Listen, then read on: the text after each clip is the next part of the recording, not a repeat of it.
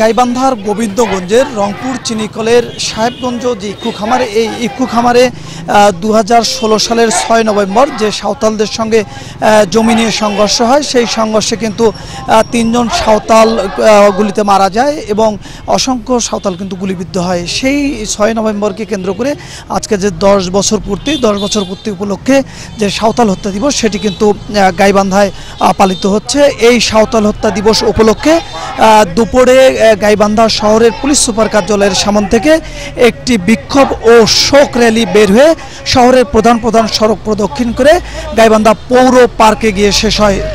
সেখানে স্থানীয় public library হল রুমে আলোচনা সভা অনুষ্ঠিত হয়। আলোচনা সভায় সাঁওতাল নেতৃবৃন্দ সহ বিভিন্ন সামাজিক এবং সাংস্কৃতিক সংগঠনের নেতৃবৃন্দ বক্তব্য রাখেন। 2016 সালের 6 নভেম্বর গোবিন্দগঞ্জের বাগদা ফার্মে তৎকালীন MP, police administration, civil administration এবং সুগার মিল অ্যাডমিনিস্ট্রেশন এবং সন্ত্রাসীরা যৌথভাবে সাঁওতালদের বসতবাড়িতে অগ্নিসংযোগ করে, তছনছ করে, লুটপাট করে এবং 3 সাঁওতাল নিহত হয়। এবং এই ঘটনার প্রেক্ষাপটে পরবর্তীতে একটি মামলা হয়েছে, কিন্তু মামলাটি এখনও চলমান রয়েছে। হত্যা মামলার, অগ্নিসংযোগের মামলার তদন্তভার দিয়েছেন, ফার্দার ইনভেস্টিগেশন দিয়েছেন গাইবান্ধার অ্যাডিশনাল এসপিকে, কিন্তু আজ অবধি 1 বছর অতিক্রম হলো, এই তদন্তের কোনো অগ্রগতি নাই। কোনো আসামিও তারা ধরছেন না, মূল আসামিদেরকে বাদ দিয়ে রাখছেন, তারা আইনের আওতায় আসছেন না। আবার সাঁওতালদের বাড়িঘরে আগুন জ্বালানো হয়েছে রাজাবিরাটে। সাঁওতালদের খেলার মাঠ, স্কুল ইতিমধ্যে দখল করা হয়েছে।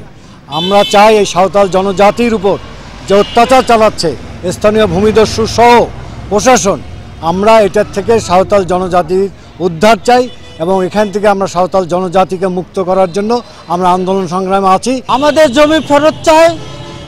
এই জমি রক্ত ভেজা জমি এখানে ইপিজেড করতে দিব না। আমাদের 7 দফা দাবি আমাদের যেন বাস্তবায়ন করে দেয়।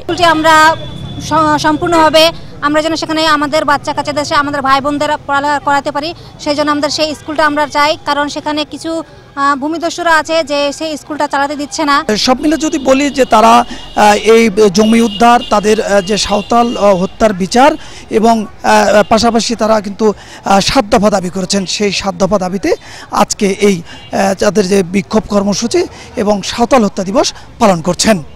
বিপ্লব ইসলাম, সময় সংবাদ, গাইবান্ধা।